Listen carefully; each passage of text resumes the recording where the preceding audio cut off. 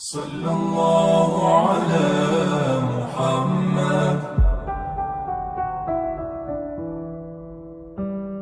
اللہ تعالیٰ نے انسان کو یاد کرایا ہے کہ تو نے عبادت اپنے رب کی کرنی ہے، اور فرمایا رب تمہارا وہ ہے جس نے تمہارے لیے زمین کو فرش بنایا ہے، آسمان کو چھت بنایا ہے، اور آسمان سے پانی برسا کے تو زمین سے پھل اگائے ہیں، رزق لکم، وہ بھی تیرے کھانے کے لیے اگائے ہیں۔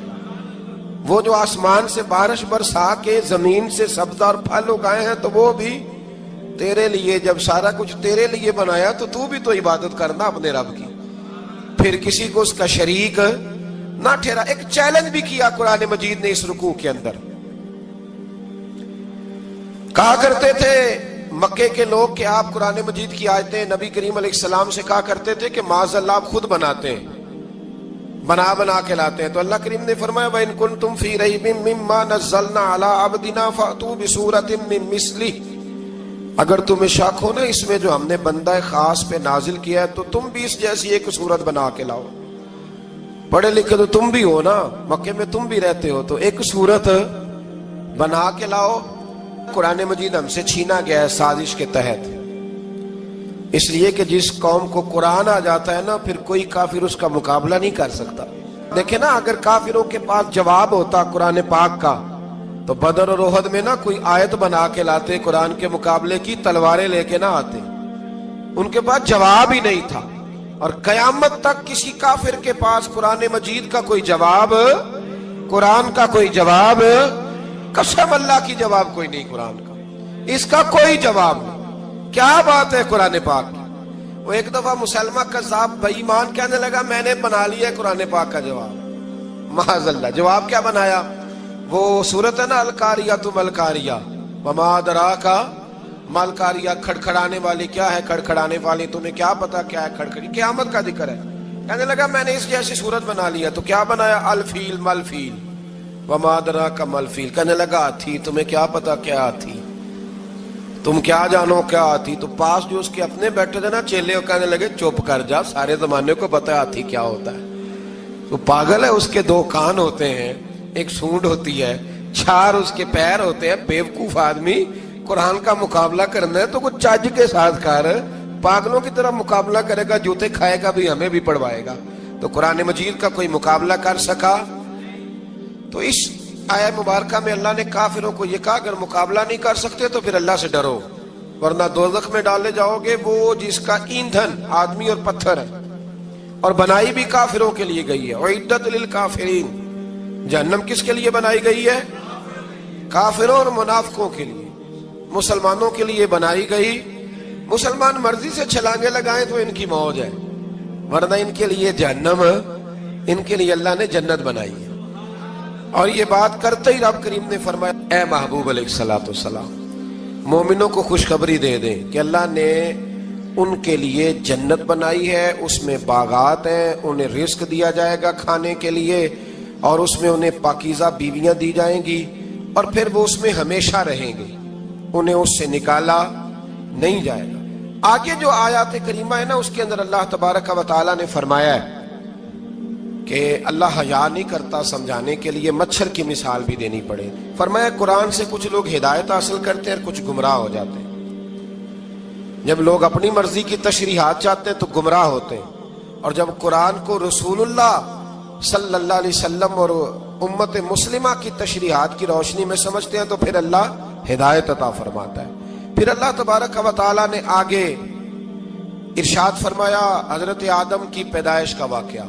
مفسرین نے لکھا اللہ نے مشورہ کیا تھا فرشتوں سے، وَإِذْ قَالَ رَبُّكَ لِلْمَلَائِكَةِ إِنِّي جَاعِلٌ فِي الْأَرْضِ خَلِيفَةً، لیکن کچھ مفسرین کہتے ہیں کہ اللہ کو ضرورت نہیں فرشتوں سے مشورہ کرنے کی، اللہ نے فرشتوں سے مشورہ نہیں کیا، بلکہ رب نے انہیں آگاہ فرمایا تھا کہ میں لگا ہوں زمین پہ اپنا نائب بنانے، میں خلافت دینے لگا ہوں زمین پہ۔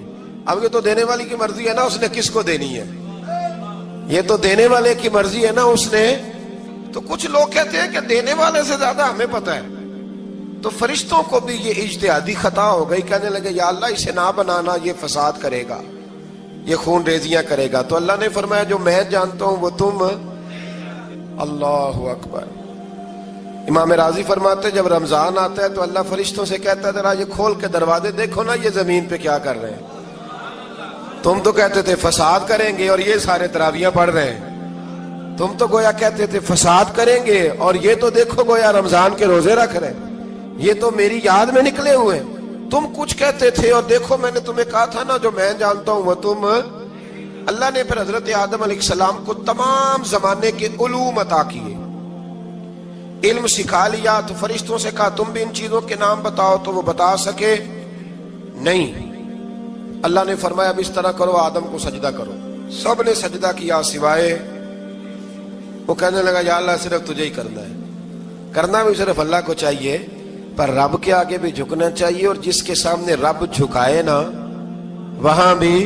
اور یہ جو عاجزی ہے نا, یہ جو جھکنا ہے یہ علم کے آگے ہے. ہماری مصیبت یہ ہے کہ ہم علم کے آگے بھی گردن جھکانے کو تیار نہیں ہوتے, وہاں بھی ہم خود عالم فاضل بن جاتے ہیں. تو فرمایا کہ سب سے کہا سجدہ کرو. سب نے سجدہ کیا سوائے ابلیس کے. تو پھر ہوا کیا وکان من الکافرین, وہ کافروں میں سے ہو گیا. پھر اللہ نے حضرت آدم کو اور جناب حوا کو نا مقام دے دیا جنت میں رہنے کے لیے, اور کہا سارا کچھ کھانا, درخت کے قریب نہ جانا. ابھی آپ کسی سے کہہ دیں تھوڑا سا کہ پیچھے نہ دیکھنا, یعنی اگر میری سمجھ لیں ادب کی وجہ سے کوئی 1.5-2 منٹ یا 6 منٹ نہیں بھی نہ دیکھے گا تو سوچے گا ضرور کہ پتہ نہیں اب پیچھے کیا ہے, مصیبت کیا ہے. یعنی آپ کہہ کے دیکھ لیں کسی کو پیچھے نہ دیکھنا. فطرت ہے نا انسان کی, وہ جستجو کرتا ہے. کہا اس درخت کے پاس نہ جانا. تو حضرت حوا سلام اللہ علیہ کہتے ہیں دل میں خیال رہتا تھا کہ آخر ہے کیا درخت کے پاس. یہی انسان کا عقیدہ توحید ہے کہ جہاں سے رب منع کر دے وہاں وہ منع ہو جائے. اور یہ ان کی خطا نہیں تھی, یہ اللہ کی حکمت تھی, چونکہ رب نے تو پہلے کہہ دیا تھا بنایا ہی زمین کے لیے, تو یہ تو سارا کچھ ہونا تھا تو زمین پہ آنا تھا نا. تو حضرت حوا اور جناب آدم کے پاس شیطان آیا. اب اس کو نکال تو دیا تھا پر ابھی اس کا جنت میں آنا جانا بند نہیں ہوا تھا, یہ بھی اللہ کی حکمت تھی. تو وہ کہنے لگا تمہیں پتہ ہے بعد میں مر جاؤ گے. تو حضرت حوا کہنے لگی کیا موت بھی آئے گی؟ کہاں, اس کی تکلیف بھی بڑی ہوگی, تو پھر بچیں گے کیسے؟ تو کہنے لگے پھل کھا لو اس درخت کا. تو بچنے کے لیے پھل کھایا تھا. جس طرح لوگ آج بہت سارے کام بچنے کے لیے کرتے ہیں پر بچ سکتے, بچنے کے لیے پھل کھایا. تو اللہ نے فرمایا زمین پہ چلے جاؤ. تو حضرت آدم زمین پہ آئے. پھر کئی 100 سال روتے رہے. فَتَلَقَّى آدَمُ مِن رَبِّهِ کَلِمَاتٍ. تو پھر اللہ نے خود ہی جناب آدم کو کچھ کلمے سکھائے. علامہ اسماعیل لکی فرماتے ہیں وہ کلمے یہ تھے کہ حضرت آدم نے میرے نبی کا وسیلہ پیش کیا. اللہ کریم نے جناب آدم کی دعا کو مقبول فرما لیا. پھر آگے بنی اسرائیل کا ذکر آ جاتا ہے. اللہ تعالیٰ نے بنی اسرائیل, آج آپ اسی قوم کو یہودی کہتے ہیں, ان کو اللہ نے اس زمانے میں فضیلت عطا کی تھی بہت زیادہ. تو عرب کے اندر جب نبی پاک علیہ السلام نے اعلان نبوت کیا تو کچھ لوگوں نے یہ کہہ دیا کہ اگر یہ یہودی کلمہ پڑھ لیں گے تو ہم بھی پڑھ لیں گے. تو پھر اللہ نے انہیں یاد کرایا کہ تم اصل میں کیا ہو, تمہیں کلمہ پڑھنا چاہیے. تو اہل یہود کا تذکرہ کرتے کرتے رب کریم نے ایک بات یہ بھی ارشاد فرمائی کہ تم لوگوں کو تو کہتے رہے ہو کہ وہ نبی آنے والے ہیں, وہ نبی آنے والے ہیں, اور جب آ گئے ہیں تو ماننے کو تیار نہیں ہو. تو فرمایا تأمرون الناس بالبر وَتَنْسَوْنَ أَنفُسَكُمْ وَأَنْتُمْ تَتْلُونَ الْكِتَابَ. لوگوں کو بھلائی کا حکم دیتے ہو اور اپنے آپ کو بھول جاتے ہو. افلا تعقلون, تمہیں عقل نہیں؟ پھر اللہ نے انہیں یہ بھی یاد کرایا کہ یاد کرو وہ زمانہ کہ جب فرعون نے خواب دیکھ لیا تھا کہ کوئی بچہ اس کی سلطنت کو تباہ کرے گا, تو پھر اس نے تمہارے بچوں کو ذبح کرانا شروع کیا اور تمہاری بیٹیوں کو چھوڑتا تھا. فرمایا یہ بھی تو تم نے دیکھا. میں نے تمہیں پھر تم سے کہا جہاد کرو قوم عمالقہ کے خلاف, تو مقام طیہ میں جا کے یہ لوگ کہنے لگے ہم سے جہاد نہیں ہوتا. اللہ نے انہیں ایک میدان میں قید کر دیا. بڑی دلچسپ بات, قید تو لوگ ہوتے ہیں نا 4 دیواری میں, تو اللہ نے بنی اسرائیل والوں کو جب انہوں نے کہا جہاد نہیں کریں گے تو اللہ نے میدان میں قید کر دیا. میدان میں, یہ یاد رکھیں, جب انسان اللہ کی نافرمانی کرتا ہے تو اسے ایسی قید ملتی ہے جس کا اس نے تصور بھی نہیں کیا ہوتا. ایک میدان ہے مقام طیہ, قید ہو گئے. سارا دن سفر کرتے تھے, سارا دن. تو رات کو تھک کے سوتے تھے, صبح اٹھتے تھے نا جب, تو وہیں ہوتے تھے جہاں کل صبح چلے تھے. تو رب جب کسی کو قیدی بناتا ہے تو اسے زنجیروں کی سلاخوں کی ضرورت ہے. دعا فرمائیں اللہ تبارک و تعالی غموں سے نجات عطا فرمائے. یہ دعا فرمائیں. ایسی قید دیتا ہے کہ جس سے پھر چھٹکارا ہو سکتا. تو بنی اسرائیل کا بہت زیادہ تذکرہ اس بارے میں اللہ تبارک و تعالی نے پھر بیان کیا اور پھر کہا کہ انہیں جو حکم دیا جاتا تھا یہ اس کی سرتابی کرتے تھے. پھر اللہ نے ان پر ذلت نازل کر دی اور یہ ہمیشہ اس کا شکار رہیں. قوم سبت کا ذکر فرمایا اللہ نے. ہفتے والے دن کچھ لوگ نافرمانی کرتے تھے. ہمارے بھی ہیلے بہانے ہیں نا آج کل کاروبار میں. تو اسی سپارے کی آیت نمبر 65 کے اندر اللہ تعالیٰ نے حضرت داؤد کی قوم کا ذکر کیا کہ اللہ نے انہیں حکم دیا تھا کہ ہفتے والے دن مچھلیاں نہیں پکڑنی. تو وہ کہتے تھے چلو ہاتھ لگا کے نہیں پکڑنی, ہاتھ لگا کے. وہ ہمارے لوگ ہیلے بہانے تلاش کر لیتے ہیں نا. وہ بڑے جناب انشورنس والا آ گیا, اب وہ بینک والا آ گیا, وہ فلانے صاحب آ گئے, وہ تروڑ مروڑ کے کہانیاں باتیں, اور پھر ہمیں بھی رستے مل جاتے ہیں بچنے کے. مفتی صاحب نے کہہ دیا تھا, ایک مولانا سے میں نے ان کو کہا ہفتے والے دن مچھلیاں نہیں پکڑنے کا. نہیں پکڑتے, چھوٹے چھوٹے حوض بنا لیے. تو مچھلیاں زیادہ آتی تھی اس دن. یہ بھی اللہ کی قدرت تھی. نماز کے وقت گاہک زیادہ آتے ہیں, یہ اس کی قدرت ہوتی ہے. تو وہ مچھلیاں حوض میں جمع ہو جاتی ہیں. یوں سمجھ لیں کہ جال انہوں نے لگا لیے ہوئے تھے. تو جال میں وہ پھنستی رہتی تھی, حوضوں میں آتی رہتی تھی. ہفتے کو نہیں پکڑتے تھے, اتوار کو پکڑ لیتے تھے. تو پھر اللہ نے انہیں سزا دی. فرمایا تماشے کرتے ہو اللہ کے حکم کے ساتھ. کیا سزا دی؟ فَقُلْنَا لَهُمْ كُونُوا قِرَادَةً خَاسِئِينَ. فرمایا بندر بن جاؤ دھتکارے ہوئے. جو رزق حرام طریقے سے کماتے تھے رب انہیں بندر بنا دیتا تھا.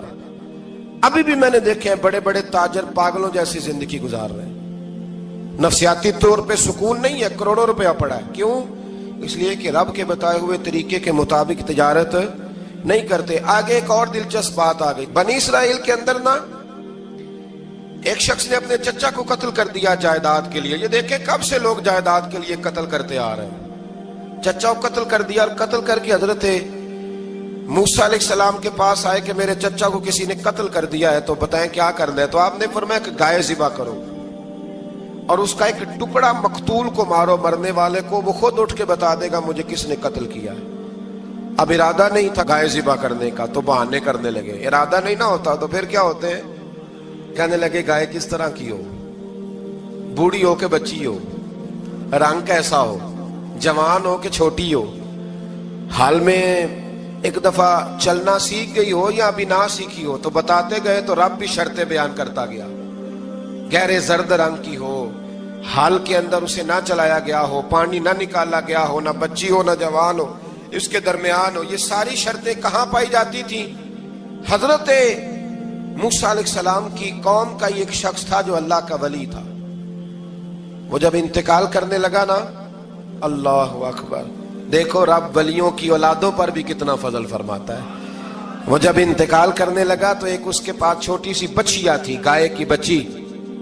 اس نے جنگل میں چھوڑ دی. کہنے لگا یا اللہ میں تیرے نام پہ چھوڑتا ہوں, میرا بچہ جوان ہو جائے تو اسے دے دینا, اور تو سرمایہ ہی کوئی نہیں. بچہ بڑا ہوا تو بچہ بھی بڑا نیک تھا, اپنی ماں کا بڑا فرما بردار تھا. اس کی ماں نے کہا بیٹا تیرے باپ نے ایک گائے چھوڑی تھی. تو بچہ جنگل میں گیا اور جا کے کہنے لگا اے اللہ میری گائے مجھ سے ملا دے. تو رب کریم نے وہ گائے واپس کر دی. وہ گائے گھر لے آیا. اب وہ کہنے لگا اماں بیچ دوں. تو اماں کہنے لگی بیٹا میرے پوچھے بغیر نہ بیچنا. کئی دفعہ گاہک لگے پر اس نے کہا جب تک میری اماں نہ کہے گی میں بیچوں گا. ادھر بنی اسرائیل والے شرطیں جتنی گائے کے بارے میں پوچھ چکے تھے وہ ساری اسی گائے میں پائی جاتی تھی. تو یہ ڈھونڈتے ڈھونڈتے وہاں پہنچ گئے. تو کہنے لگے گائے چاہیے. تو اس نے کہا بھی تمہاری مرضی سے نہیں, قیمت میری مرضی کی. ایک مفسر نے تو یہاں تک لکھا ہے کہ اس نے کہا گائے ذبح کر کے نا تو جتنا گائے کے اندر گوشت ہوگا نا اتنا ہی کھال کے اندر تو مجھے مال بھر کے دو گے, اتنے ہی سکے بھر کے دو گے, اتنی اشرفیاں بھر کے دو گے تو پھر تمہیں گائے دوں گا. تو پھر یہ گائے انہیں ملی اور یہ گائے لے کر کے آئے. زیادہ سوالات نہ کرتے تو زیادہ الجھتے نہ. ہم بھی دین کے معاملے میں بڑے سوال جواب کرتے ہیں, اتنا سوال کریں جتنی اس کی ضرورت ہے. ان لوگوں نے سوالات زیادہ کی ہو تو پھر الجھ زیادہ گئے. تو میرے بھائی اس کا ذکر بھی اللہ تبارک و تعالیٰ نے پہلے پارے کے اندر بیان فرمایا. پھر اللہ کریم نے فرمایا کہ کچھ ایسے لوگ بھی ہیں یہودیوں میں سے جن کا دعویٰ ہو گیا ہے کہ ہم اللہ کے بڑے پیارے ہیں. فرمایا یہ صرف ان کے منہ کی باتیں ہیں, یہ تو قیامت میں پتہ چلے گا نا کہ اللہ کا پیار کس کے ساتھ زیادہ ہے. اور پھر یہ بھی یہودیوں نے دعویٰ کیا ہے, اسی پارے میں اللہ فرماتے ہیں کہ ان کا دعویٰ ہے کہ ہم اللہ کے بڑے پیارے ہیں, جنت میں ہم ہی جائیں گے. تو اللہ فرماتے ہیں پھر مرنے کی دعا تو کرو, جنت میں تو مر کے جانا ہے نا. لیکن رب فرماتے ہیں یہ کبھی مرنے کی دعا نہیں کریں گے, اس لیے کہ انہیں پتہ ہے کہ ہم نے آخرت کے لیے کیا بھیجا. لے جی پہلا حکم آ گیا یا ایھا الذین آمنوا کہہ کے, پہلی آیت قرآن پاک پہلے سپارے میں پہلی آیت جس میں اللہ نے کہا یا ایھا الذین آمنوا. تو پہلا حکم آمنو کہہ کے آیت نمبر 104 میں جو اللہ نے حکم دیا ہے نا, وہ نبی پاک کی تعظیم کا حکم ہے. پہلا حکم ہی اللہ نے حضور کی عزت اور ناموس کا ارشاد فرمایا. پہلا اس ترتیب کے لحاظ سے وہ ہوا یہ کہ جب نبی پاک کو بات ارشاد کرتے تو صحابہ کرام اٹھ کے عرض کرتے رائینا یا رسول اللہ, حضور سمجھ نہیں آئی ذرا رعایت کر دے. تو یہودیوں کی عبرانی زبان کے اندر نہ ذرا کھینچ کے پڑھتے تھے رائینا, تو اس کا معنی بنتا تھا معاذ اللہ اے ہمارے چرواہے. بکریاں چرانے والے کو بھی وہ رائینا کہتے تھے. تو جب صحابہ یہ کہنے لگے تو اللہ نے منع ہی کر دیا. فرمایا میرے محبوب کے غلاموں, اس لفظ کے پیچھے چھپ کے, اس لفظ کے پیچھے چھپ کے لوگ میرے نبی کی بے ادبی کر جاتے ہیں. تو جس لفظ کا کوئی ایک معنی بے ادبی والا بنتا ہو وہ لفظ بھی میرے نبی کے لیے نہ کہو. لفظ وہ والے کہو جس میں کوئی بے ادبی کا معنی نکلے نہ. یہاں لوگوں نے بڑے بڑے لفظ نہیں بول دیے, پھر کہتے میرا مطلب یہ تھا, میرا مطلب وہ تھا. تو نے وہ لفظ بولا کیوں جس کا کوئی غلط مطلب بھی نکل سکتا تھا؟ اللہ نے فرمایا یا ایھا الذین آمنوا لا تقولوا رائینا, اے ایمان والو رائینا کہو ہی نہ. تو یا اللہ کیا کہیں؟ فرمایا وقولوا انظرنا, تم کہو یا رسول اللہ ایک نظر فرمائیے. انداز دیکھیے, انظرنا ایک نظر. تو ہمارے بزرگ تو پہلے ہی بڑے پیار والوں نے کہہ دیا یا رسول اللہ انظر حالنا. کہتے کہاں سے لاتے ہو جملے؟ میں نے کہا اللہ کی کتاب سے. یا رسول اللہ انظر حالنا یا حبیب اللہ اسما قالا. تو تم کہو انظرنا, محبوب نظر کرم کریں, واسمعوا, اور کیا ضرورت ہے دوبارہ پوچھنے کی؟ اللہ کہتا ہے پہلے ہی دھیان سے سنا کرو, پہلے ہی واسمعوا, پہلے ہی احتیاط سے سنو. وللکافرین عذاب علیم, اور کافروں کے لیے دردناک عذاب ہے. لے جی اسی پارے میں اللہ تبارک و تعالیٰ نے پھر اہل یہود کا ذکر کیا. تو یہود کہنے لگے کہ ہم حضرت ابراہیم کے ماننے والے ہیں. تو اللہ کریم نے وہ بھی ذکر کیا کہ میں نے تو ابراہیم کو آزمایا ہے. وَإِذِ ابْتَلَىٰ إِبْرَاهِيمَ رَبُّهُ بِكَلِمَاتٍ فَأَتَمَّهُنَّ, ہم نے ابراہیم کو کچھ چیزوں سے آزمایا ہے, وہ ہماری آزمائش پہ پورے اترے. قَالَ إِنِّي جَاعِلُكَ لِلنَّاسِ إِمَامًا, تو پھر ہم نے انہیں کہا کہ ہم آپ کو پوری دنیا کا امام بنائیں گے. وہ آزمائش کیا تھی؟ آگ میں جانا بھی آزمائش, بیٹے کا نہ ہونا بھی آزمائش, بیٹا ہوا تو پھر اسے وادی غیر ذی زرع ان میں چھوڑ کے آنا بھی آزمائش, بڑا ہوا تو پھر ذبح کرنا بھی آزمائش. فرمایا جہاں جہاں آزمایا ہے نا, ابراہیم ہماری آزمائش میں پورے اترے. فرمایا تو مفت میں حضرت ابراہیم کی اولاد بنتے ہو اور ان کا نام لیتے ہو اور ان کے ساتھ اپنا تعلق بناتے ہو, دیکھو تو صحیح وہ کتنی آزمائشوں سے گزرے. تو اس کا بھی اللہ نے اسی میں ذکر فرمایا. اور پھر وہ بات کرتے تھے حضرت یعقوب کی اور حضرت اسحاق کی. تو فرمایا وہ تو ہمارے اتنے خاص بندے تھے کہ وصال کا وقت بھی انہوں نے اپنی اولادوں کو نصیحت فرمائی تھی کہ اللہ کی توحید پہ قائم رہنا.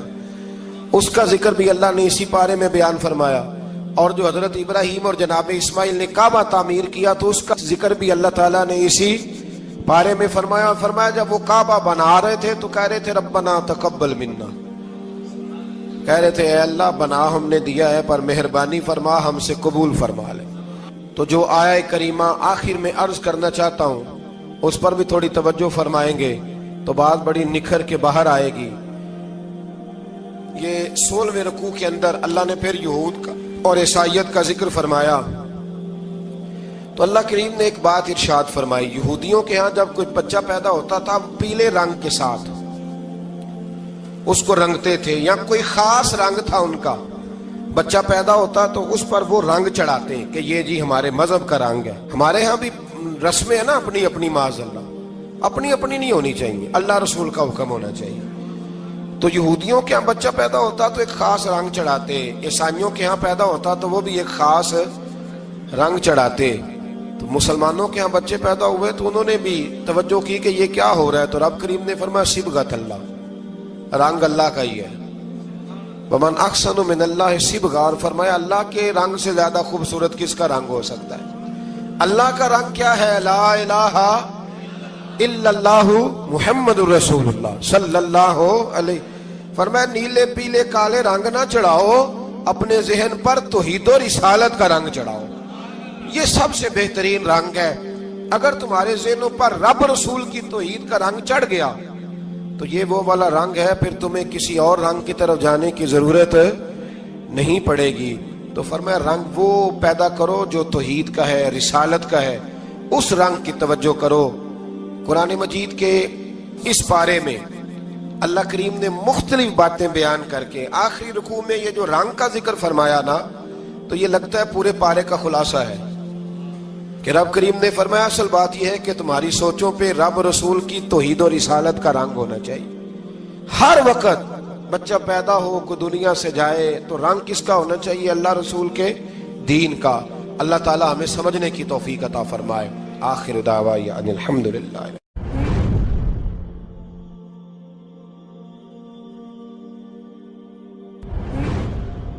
اللہ تعالیٰ نے انسان کو یاد کرایا ہے کہ تو نے عبادت اپنے رب کی کرنی ہے، اور فرمایا رب تمہارا وہ ہے جس نے تمہارے لیے زمین کو فرش بنایا ہے، آسمان کو چھت بنایا ہے، اور آسمان سے پانی برسا کے تو زمین سے پھل اگائے ہیں، رزق لکم، وہ بھی تیرے کھانے کے لیے اگائے ہیں. وہ جو آسمان سے بارش برسا کے زمین سے سبز اور پھل اگائے ہیں تو وہ بھی تیرے لیے. جب سارا کچھ تیرے لیے بنایا تو بھی تو عبادت کرنا اپنے رب کی، پھر کسی کو اس کا شریک نہ ٹھہرا. ایک چیلنج بھی کیا قرآن مجید نے اس رکوع کے اندر. کہا کرتے تھے مکے کے لوگ کہ آپ قرآن مجید کی آیتیں نبی کریم علیہ السلام سے کہا کرتے تھے کہ معاذ اللہ آپ خود بناتے ہیں، بنا کے لاتے ہیں. تو اللہ کریم نے فرمایا وَإِن كُنتُمْ فِي رَيْبٍ مِّمَّا نَزَّلْنَا عَلَىٰ عَبْدِنَا فَأْتُوا بِسُورَةٍ مِّن مِّثْلِهِ، اگر تمہیں شک ہو نا اس میں جو ہم نے بندہ خاص پہ نازل کیا ہے تو تم بھی اس جیسی ایک صورت بنا کے لاؤ.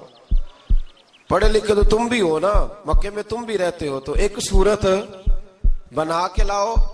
قرآن مجید ہم سے چھینا گیا ہے سازش کے تحت، اس لیے کہ جس قوم کو قرآن آ جاتا ہے نا پھر کوئی کافر اس کا مقابلہ نہیں کر سکتا. دیکھیں نا اگر کافروں کے پاس جواب ہوتا قرآن پاک کا تو بدر اور احد میں نا کوئی آیت بنا کے لاتے، قرآن کے مقابلے کی تلواریں لے کے نہ آتے. ان کے پاس جواب ہی نہیں تھا، اور قیامت تک کسی کافر کے پاس قرآن مجید کا کوئی جواب، قرآن کا کوئی جواب، قسم اللہ کی جواب کوئی نہیں قرآن کا، اس کا کوئی جواب نہیں. کیا بات ہے قرآن پاک. وہ ایک دفعہ مسلمہ کذاب بے ایمان کہنے لگا میں نے بنا لیا ہے قرآن پاک کا جواب. معاذ اللہ. جواب کیا بنایا؟ وہ صورت ہے نا القاریۃ ما القاریۃ وما ادراک ما القاریۃ، کھڑکھڑانے والی کیا ہے، کھڑکھڑانے والی تمہیں کیا پتا کیا ہے کھڑکھڑی، قیامت کا ذکر ہے. کہنے لگا میں نے اس جیسی صورت بنا لیا. تو کیا بنایا؟ الفیل ملفیل وما ادراک ما الفیل. کہنے لگا ہاتھی، تمہیں کیا پتا کیا ہاتھی، تم کیا جانو کیا ہاتھی. تو پاس جو اس کے اپنے بیٹھے تھے نا چیلے، کہنے لگے چپ کر جا، سارے زمانے کو پتا ہے ہاتھی کیا ہوتا ہے. تو پاگل ہے، اس کے دو کان ہوتے ہیں، ایک سونڈ ہوتی ہے، چار اس کے پیر ہوتے ہیں. بیوقوف آدمی قرآن کا مقابلہ کرنا ہے تو کچھ چج کے ساتھ کر، پاگلوں کی طرح مقابلہ کرے گا، جوتے کھائے گا بھی ہمیں بھی پڑھوائے گا. تو قرآن مجید کا کوئی مقابلہ کر سکا؟ تو اس آیہ مبارکہ میں اللہ نے کافروں کو یہ کہا اگر مقابلہ نہیں کر سکتے تو پھر اللہ سے ڈرو ورنہ دوزخ میں ڈالے جاؤ گے. وہ جس کا ایندھن آدمی اور پتھر ہے، اور بنائی بھی کافروں کے لیے گئی ہے. اعدت للکافرین، جہنم کس کے لیے بنائی گئی ہے؟ کافروں اور منافقوں کے لیے. مسلمانوں کے لیے بنائی گئی. مسلمان مرضی سے چھلانگے لگائیں تو ان کی موج ہے، ورنہ ان کے لیے جہنم، ان کے لیے اللہ نے جنت بنائی ہے. اور یہ بات کرتے ہی رب کریم نے فرمایا اے محبوب علیہ الصلوۃ والسلام مومنوں کو خوشخبری دے دیں کہ اللہ نے ان کے لیے جنت بنائی ہے، اس میں باغات ہیں، انہیں رزق دیا جائے گا کھانے کے لیے، اور اس میں انہیں پاکیزہ بیویاں دی جائیں گی، اور پھر وہ اس میں ہمیشہ رہیں گے، انہیں اس سے نکالا نہیں جائے گا۔ آگے جو آیات کریمہ ہے نا، اس کے اندر اللہ تبارک و تعالیٰ نے فرمایا ہے کہ اللہ حیا نہیں کرتا سمجھانے کے لیے، مچھر کی مثال بھی دینی پڑے۔ فرمایا قرآن سے کچھ لوگ ہدایت حاصل کرتے ہیں اور کچھ گمراہ ہو جاتے ہیں۔ جب لوگ اپنی مرضی کی تشریحات چاہتے ہیں تو گمراہ ہوتے ہیں، اور جب قرآن کو رسول اللہ صلی اللہ علیہ وسلم اور امت مسلمہ کی تشریحات کی روشنی میں سمجھتے ہیں تو پھر اللہ ہدایت عطا فرماتا ہے۔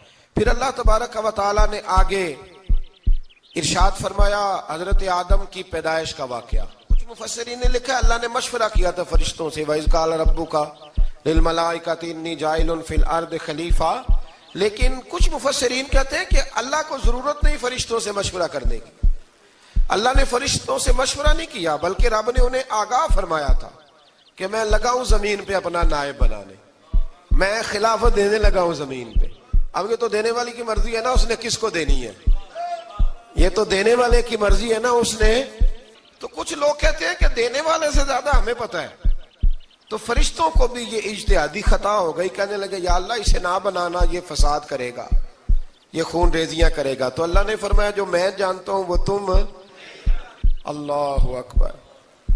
امام راضی فرماتے جب رمضان آتا ہے تو اللہ فرشتوں سے کہتا ہے ذرا یہ کھول کے دروازے دیکھو نا یہ زمین پہ کیا کر رہے ہیں، تم تو کہتے تھے فساد کریں گے اور یہ سارے تراویح پڑھ رہے ہیں، تم تو گویا کہتے تھے فساد کریں گے اور یہ تو دیکھو گویا رمضان کے روزے رکھ رہے ہیں، یہ تو میری یاد میں نکلے ہوئے ہیں، تم کچھ کہتے تھے اور دیکھو میں نے تمہیں کہا تھا نا جو میں جانتا ہوں وہ تم۔ اللہ نے پھر حضرت آدم علیہ السلام کو تمام زمانے کے علوم عطا کیے، علم سکھا لیا، تو فرشتوں سے کہا تم بھی ان چیزوں کے نام بتاؤ، تو وہ بتا سکے نہیں۔ اللہ نے فرمایا اب اس طرح کرو آدم کو سجدہ کرو، سب نے سجدہ کیا سوائے، وہ کہنے لگا یا اللہ صرف تجھے ہی کرنا ہے، کرنا بھی صرف اللہ کو چاہیے، پر رب کے آگے بھی جھکنا چاہیے، اور جس کے سامنے رب جھکائے نا وہاں بھی۔ اور یہ جو عاجزی ہے نا، یہ جو جھکنا ہے یہ علم کے آگے ہے۔ ہماری مصیبت یہ ہے کہ ہم علم کے آگے بھی گردن جھکانے کو تیار نہیں ہوتے، وہاں بھی ہم خود عالم فاضل بن جاتے ہیں۔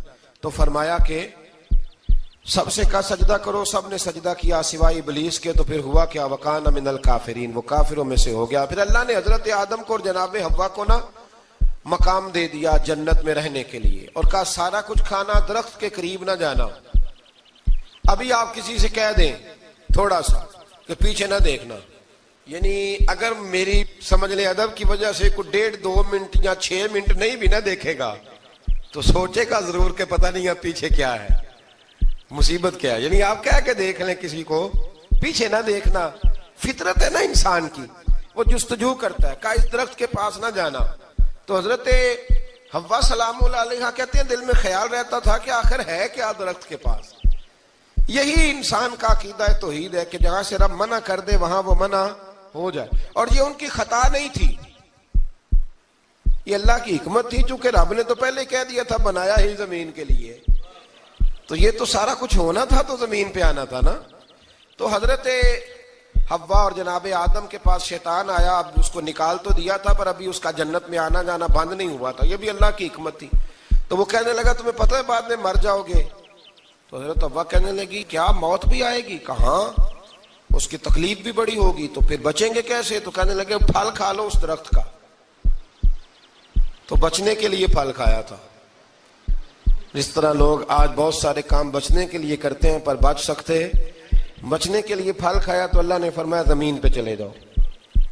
تو حضرت آدم زمین پہ آئے، پھر کئی 100 سال روتے رہے، فَتَلَقَّى آدَمُ مِن رَبِّهِ کَلِمَاتٍ، تو پھر اللہ نے خود ہی جناب آدم کو کچھ کلمے سکھائے۔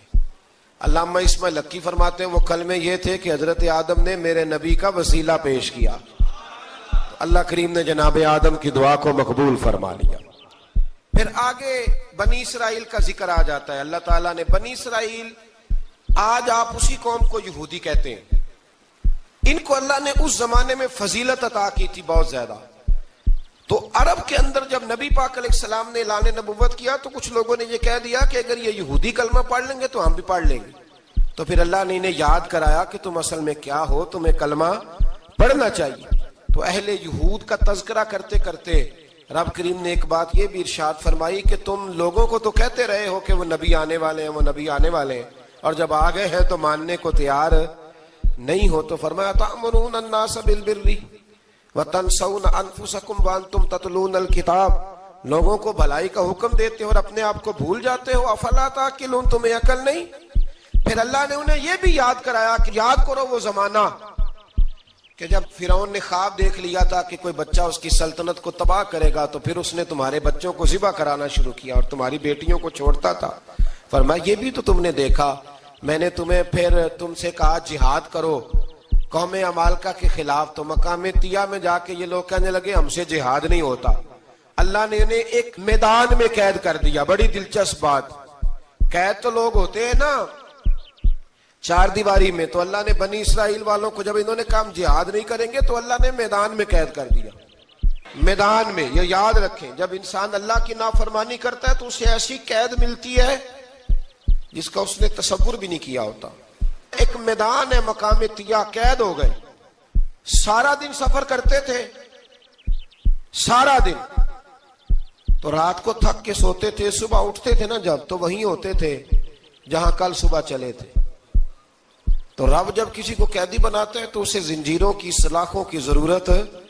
دعا فرمائے اللہ تبارک و تعالی غموں سے نجات عطا فرمائے.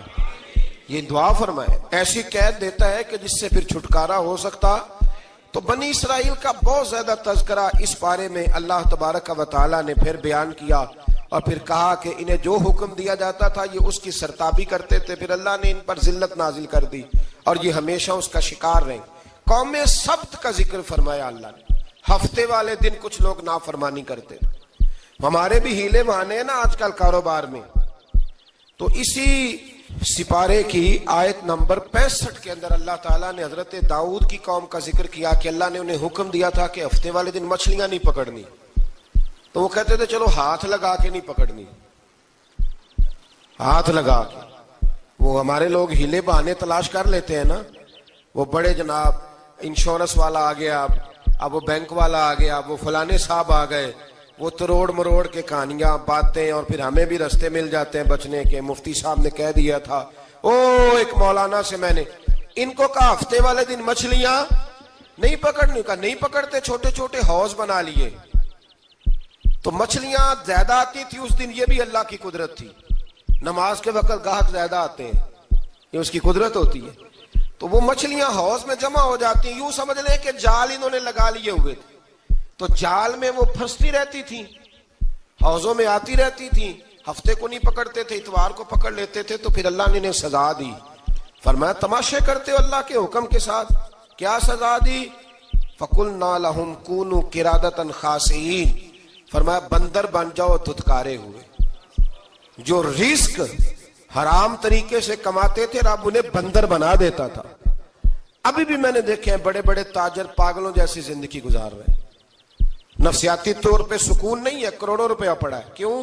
اس لیے کہ رب کے بتائے ہوئے طریقے کے مطابق تجارت نہیں کرتے. آگے ایک اور دلچسپ بات آ گئی. بنی اسرائیل کے اندر نا ایک شخص نے اپنے چچا کو قتل کر دیا جائیداد کے لیے. یہ دیکھیں کب سے لوگ جائیداد کے لیے قتل کرتے آ رہے ہیں. چچا کو قتل کر دیا, اور قتل کر کے حضرت موسیٰ علیہ السلام کے پاس آئے کہ میرے چچا کو کسی نے قتل کر دیا ہے, تو بتائیں کیا کرنا ہے. تو آپ نے فرمایا کہ گائے ذبح کرو, اور اس کا ایک ٹکڑا مقتول کو مارو, مرنے والے کو, وہ خود اٹھ کے بتا دے گا مجھے کس نے قتل کیا ہے. اب ارادہ نہیں تھا گائے ذبح کرنے کا, تو بہانے کرنے لگے. ارادہ نہیں نہ ہوتا تو پھر کیا ہوتے ہیں, کہنے لگے گائے کس طرح کی ہو, بوڑھی ہو کہ بچی ہو, رنگ کیسا ہو, جوان ہو کہ چھوٹی ہو, حال میں ایک دفعہ چلنا سیکھ گئی ہو یا ابھی نہ سیکھی ہو. تو بتاتے گئے تو رب بھی شرطیں بیان کرتا گیا. گہرے زرد رنگ کی ہو, حال کے اندر اسے نہ چلایا گیا ہو, پانی نہ نکالا گیا ہو, نہ بچی ہو نہ جوان ہو, اس کے درمیان ہو. یہ ساری شرطیں کہاں پائی جاتی تھیں؟ حضرت موسیٰ علیہ السلام کی قوم کا ایک شخص تھا جو اللہ کا ولی تھا. وہ جب انتقال کرنے لگا نا, اللہ اکبر, دیکھو رب ولیوں کی اولادوں پر بھی کتنا فضل فرماتا ہے. وہ جب انتقال کرنے لگا تو ایک اس کے پاس چھوٹی سی بچیا تھی، گائے کی بچی، اس نے جنگل میں چھوڑ دی. کہنے لگا یا اللہ میں تیرے نام پہ چھوڑتا ہوں، میرا بچہ جوان ہو جائے تو اسے دے دینا، اور تو سرمایہ ہی کوئی نہیں. بچہ بڑا ہوا تو بچہ بھی بڑا نیک تھا، اپنی ماں کا بڑا فرما بردار تھا. اس کی ماں نے کہا بیٹا تیرے باپ نے ایک گائے چھوڑی تھی. تو بچہ جنگل میں گیا اور جا کے کہنے لگا اے اللہ میری گائے مجھ سے ملا دے. تو رب کریم نے وہ گائے واپس کر دی. وہ گائے گھر لے آیا. اب وہ کہنے لگا اماں بیچ دوں، تو اماں کہنے لگی بیٹا میرے پوچھے بغیر نہ بیچنا. کئی دفعہ گاہک لگے پر اس نے کہا جب تک میری اماں نہ کہے گی میں بیچوں گا. ادھر بنی اسرائیل والے شرطیں جتنی گائے کے بارے میں پوچھ چکے تھے وہ ساری اسی گائے میں پائی جاتی تھی. تو یہ ڈھونڈتے ڈھونڈتے وہاں پہنچ گئے تو کہنے لگے گائے چاہیے. تو اس نے کہا بھی تمہاری مرضی سے نہیں، قیمت میری مرضی کی. ایک مفسر نے تو یہاں تک لکھا ہے کہ اس نے کہا گائے ذبح کر کے نا تو جتنا گائے کے اندر گوشت ہوگا نا اتنا ہی کھال کے اندر تو مجھے مال بھر کے دو گے، اتنے ہی سکے بھر کے دو گے، اتنی اشرفیاں بھر کے دو گے تو پھر تمہیں گائے دوں گا. تو پھر یہ گائے انہیں ملی اور یہ گائے لے کر کے آئے. زیادہ سوالات نہ کرتے تو زیادہ الجھتے نہ. ہم بھی دین کے معاملے میں بڑے سوال جواب کرتے ہیں، اتنا سوال کریں جتنی اس کی ضرورت ہے. ان لوگوں نے سوالات زیادہ کیے تو پھر الجھ زیادہ گئے. تو میرے بھائی اس کا ذکر بھی اللہ تبارک و تعالیٰ نے پہلے پارے کے اندر بیان فرمایا. پھر اللہ کریم نے فرمایا کہ کچھ ایسے لوگ بھی ہیں یہودیوں میں سے جن کا دعویٰ ہو گیا ہے کہ ہم اللہ کے بڑے پیارے ہیں. فرمایا یہ صرف ان کے منہ کی باتیں ہیں، یہ تو قیامت میں پتہ چلے گا نا کہ اللہ کا پیار کس کے ساتھ زیادہ ہے. اور پھر یہ بھی یہودیوں نے دعویٰ کیا ہے. اسی پارے میں اللہ فرماتے ہیں کہ ان کا دعویٰ ہے کہ ہم اللہ کے بڑے پیارے ہیں، جنت میں ہم ہی جائیں گے. تو اللہ فرماتے ہیں پھر مرنے کی دعا تو کرو، جنت میں تو مر کے جانا ہے نا.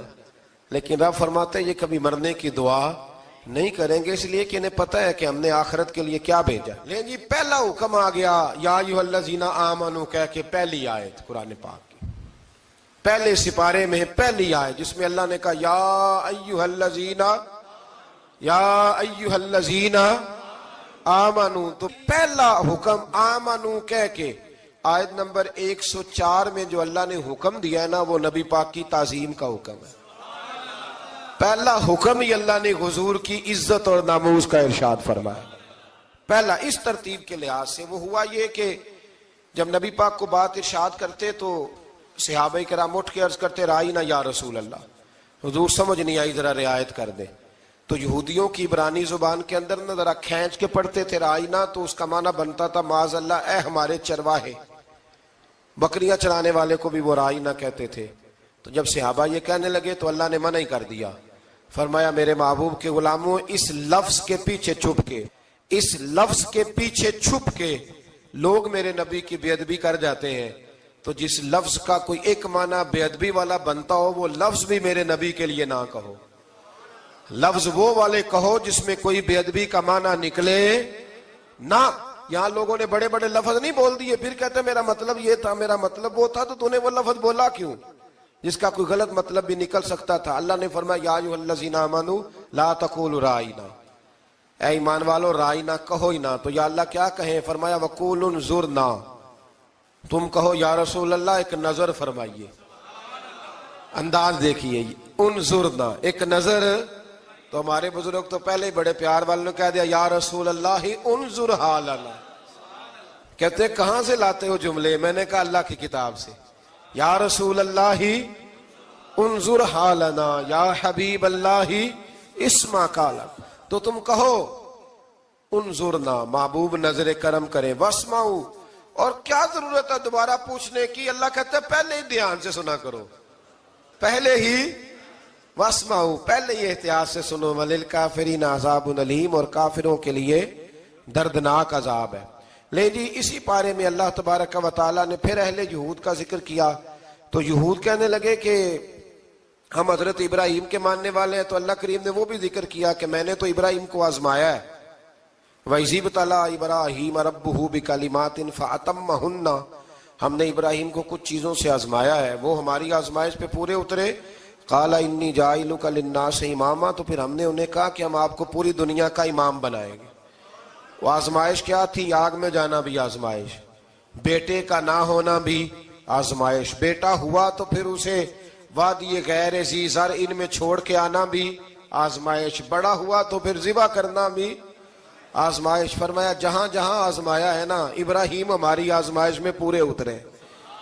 فرمایا تم مفت میں حضرت ابراہیم کی اولاد بنتے ہو اور ان کا نام لیتے ہو اور ان کے ساتھ اپنا تعلق بناتے ہو، دیکھو تو صحیح وہ کتنی آزمائشوں سے گزرے۔ تو اس کا بھی اللہ نے اسی میں ذکر فرمایا۔ اور پھر وہ بات کرتے تھے حضرت یعقوب کی اور حضرت اسحاق کی، تو فرمایا وہ تو ہمارے اتنے خاص بندے تھے کہ وصال کے وقت بھی انہوں نے اپنی اولادوں کو نصیحت فرمائی تھی کہ اللہ کی توحید پہ قائم رہنا۔ اس کا ذکر بھی اللہ نے اسی پارے میں بیان فرمایا۔ اور جو حضرت ابراہیم اور جناب اسماعیل نے کعبہ تعمیر کیا تو اس کا ذکر بھی اللہ تعالیٰ نے اسی پارے میں فرمایا۔ فرمایا جب وہ کعبہ بنا رہے تھے تو کہہ رہے تھے ربنا تقبل منا، کہہ رہے تھے اے اللہ بنا ہم نے دیا ہے پر مہربانی فرما ہم سے قبول فرما لے۔ تو جو آیہ کریمہ آخر میں عرض کرنا چاہتا ہوں اس پر بھی تھوڑی توجہ فرمائیں گے تو بات بڑی نکھر کے باہر آئے گی۔ یہ 16ویں رکوع کے اندر اللہ نے پھر یہود کا اور عیسائیت کا ذکر فرمایا تو اللہ کریم نے ایک بات ارشاد فرمائی۔ یہودیوں کے ہاں جب کوئی بچہ پیدا ہوتا تھا وہ پیلے رنگ کے ساتھ اس کو رنگتے تھے، یا کوئی خاص رنگ تھا ان کا، بچہ پیدا ہوتا تو اس پر وہ رنگ چڑھاتے کہ یہ جی ہمارے مذہب کا رنگ ہے۔ ہمارے ہاں بھی رسمیں ہیں نا اپنی اپنی، معاذ اللہ اپنی اپنی نہیں ہونی چاہیے، اللہ رسول کا حکم ہونا چاہیے۔ تو یہودیوں کے ہاں بچہ پیدا ہوتا تو ایک خاص رنگ چڑھاتے، عیسائیوں کے ہاں پیدا ہوتا تو وہ بھی ایک خاص رنگ چڑھاتے۔ تو مسلمانوں کے ہاں بچے پیدا ہوئے تو انہوں نے بھی توجہ کی کہ یہ کیا ہو رہا ہے، تو رب کریم نے فرمایا صبغۃ اللہ، رنگ اللہ کا ہی ہے۔ ومن احسن من اللہ صبغہ، اور فرمایا اللہ کے رنگ سے زیادہ خوبصورت کس کا رنگ ہو سکتا ہے؟ اللہ کا رنگ کیا ہے؟ لا الہ الا اللہ محمد الرسول اللہ صلی اللہ علیہ۔ فرمایا نیلے پیلے کالے رنگ نہ چڑھاؤ، اپنے ذہن پر توحید و رسالت کا رنگ چڑھاؤ، یہ سب سے بہترین رنگ ہے۔